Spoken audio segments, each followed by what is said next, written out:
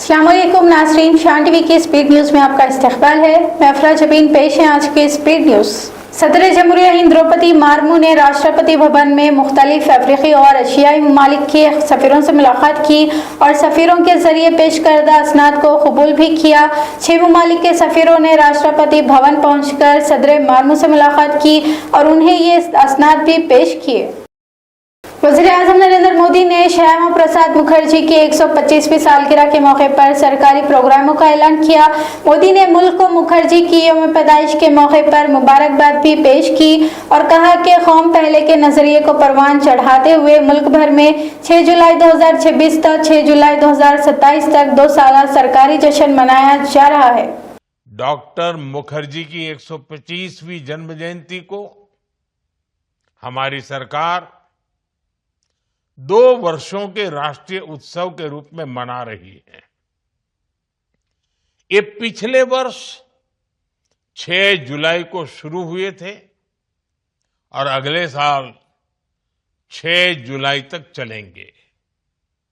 और अब तो बंगाल में भाजपा सरकार बनने के बाद इस राष्ट्रीय सम्मान को, एक प्रेरणा पुरुष को याद करने में बंगाल ने अपने आप में रौनक बढ़ा दी है।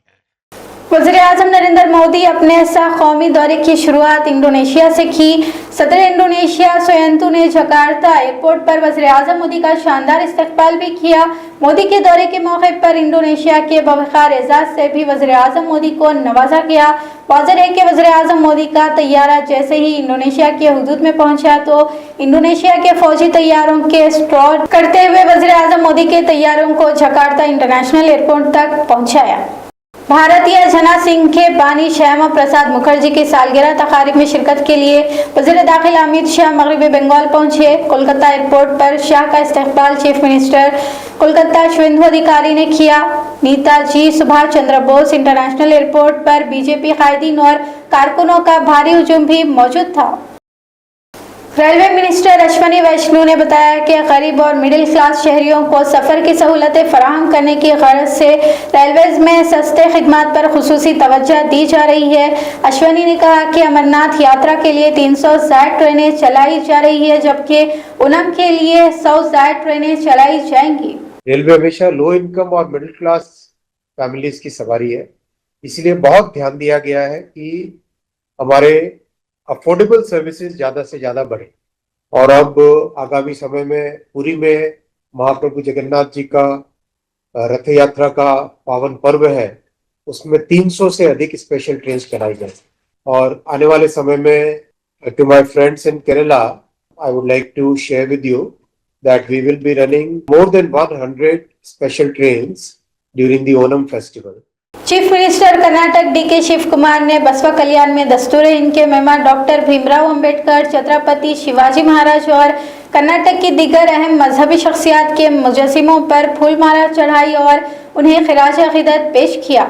इस मौके पर कर्नाटक के डिप्टी चीफ मिनिस्टर डॉक्टर जी परमेश्वर, मिनिस्टर ऐश्वर खंड्रे, रुकने पार्लियामेंट सागर खंड्रे और दीगर भी मौजूद थे। चीफ मिनिस्टर उत्तर प्रदेश योगी आदित्यनाथ ने रियासत के तमाम अवामी नुमाइंदों से पार्टी वर्कर्स और ओहदेदारों के साथ मिलकर इजलास करने और हुकूमत की स्कीमों को अवाम तक पहुंचाने का काम करने की अपील की है। योगी आदित्यनाथ ने कहा कि रियासत में तकरीबन 72,000 अवामी नुमाइंदे अराकीन पार्लियामेंट, अराकीन असम्बली, अराकीन कानून साज काउंसलर, जिले पंचायत के नुमाइंदों पर मुश्तमिल है कि सभी संस्थाएं अगले 2 दिन के अंदर अपनी बैठक जरूर करें। भारतीय जनता पार्टी, हमारे जितने भी विधायकगण हैं, अगर इनके द्वारा अपनी विधानसभा के कार्यकर्ताओं के साथ बैठक हो जाए, पदाधिकारियों के साथ बैठक हो जाए, माननीय सांसदगण अपनी संसदीय क्षेत्र के अंतर्गत विभिन्न संस्थाओं के साथ बैठ लें।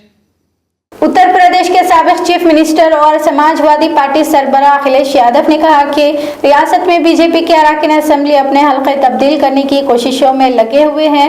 अखिलेश ने कहा कि लखनऊ में भी बीजेपी के एमएलए अपने हल्के तब्दील कर रहे हैं। अखिलेश यादव का ये बयान रियासत में हुक्मरान भी बीजेपी के लिए अवाम की नाराजगी को जाहिर करता है। भाजपाई बहुत सारे इस तैयारी में हैं कि सीटें बदल लें या टिकट बदल दें, उनकी हिम्मत हो तो उन्हीं क्षेत्रों से लड़ें। हम समाजवादी लोग तैयार हैं उनको उन्हीं के क्षेत्र में जमानत जब्त कराने के लिए। सुनायल के लखनऊ के जो भाजपाई लोग हैं वो क्षेत्र बदलने की तैयारी में हैं। हम लोगों ने मन बना लिया कि इनके क्षेत्र नहीं बदल देंगे, वहां पर विधायक बदल देंगे, समाजवादी विधायक बना देंगे।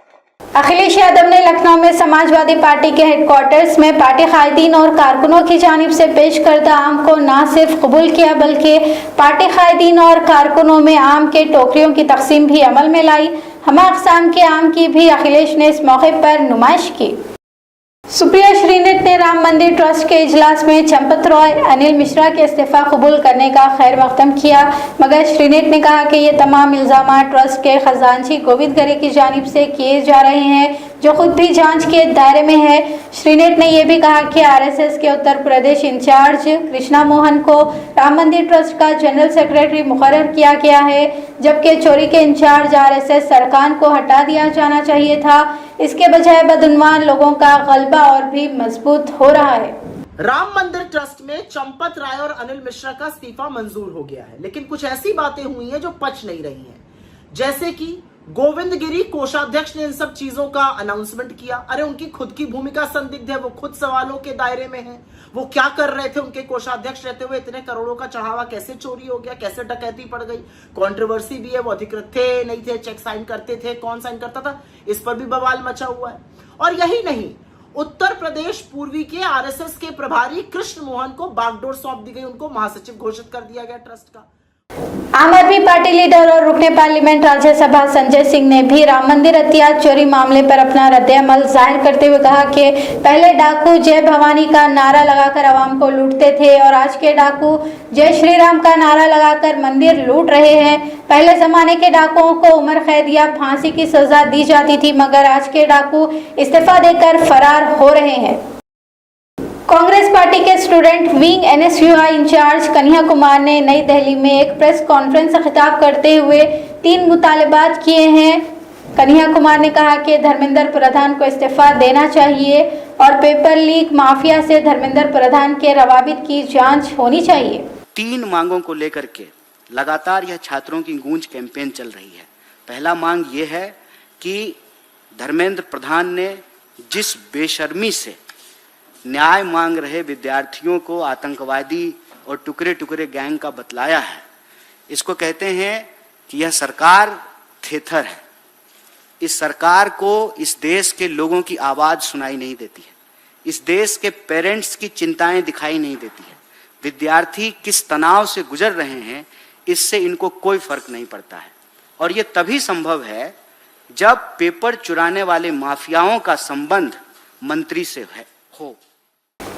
कांग्रेस जनता पार्टी के बानी व सदर अभिषेक दिपके ने छत्रपति संभाजी महाराज नगर स्टूडेंट्स के एहतजाजी धरने में शिरकत की। अभिषेक ने महाराष्ट्र में ऑफलाइन इम्तिहानात के इनेकाद की मांग की मुकम्मल तायद व हिमायत का ऐलान भी किया। इसके अलावा सीजेपी के जंतर मंतर पर जारी एहतजाजी धरने की हिमायत करने पर एनसीपी रुकने असेंबली आरआरपी का भी शुक्रिया अदा किया। शान टीवी स्पीड न्यूज का सिलसिला यहीं पर खत्म होता है। अफरा जबीन और शान टीवी की सारी टीम को अब दें इजाजत। खुदा हाफिज।